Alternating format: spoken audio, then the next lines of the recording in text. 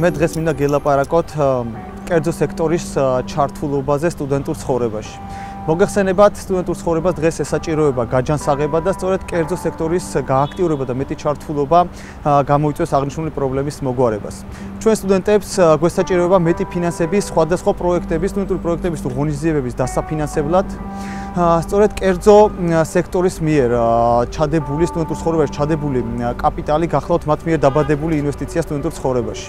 იქიდან გამომდინარე, რომ ნებისმიერ სამთავრობო იქნება თუ კერძო სექტორში დასაქმებისთვის აუცილებელია სამუშაო გამოცდილება, კერძო სექტორის წარმომადგენლებს შეუძლიათ შექმნან სამუშაო ადგილები, სადაც სტუდენტები გაივლიან სტაჟირებას ან უბრალოდ დასაქმდებიან და მიიღებენ გამოცდილებას.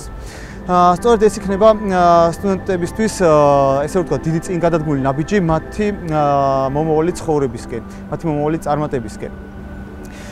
კერძო სექტორის მიერ გამოყოფილი გრანტები, რომელიც მოხმარდება მეცნიერ სტუდენტთა განვითარებას და განათლებას, ზოგადად სტუდენტური ცხოვრების განათლებას, ეს გახლავთ ქვეყნის განათლების დონის ამაღლების ერთ-ერთი წინაპირობა. ძირითადად კომპანიები, რა თქმა უნდა, ფიქრობენ თავის ბიზნესზე, რა თქმა უნდა, ეს ესე უნდა იყოს, მაგრამ უნდა იფიქრონ მომავალზე, რა თქმა უნდა, ეს როგორც წეგან აღნიშნა, ეს იქნება მათ მიერ განხორციელებული ინვესტიცია სტუდენტურ ცხოვრებაში.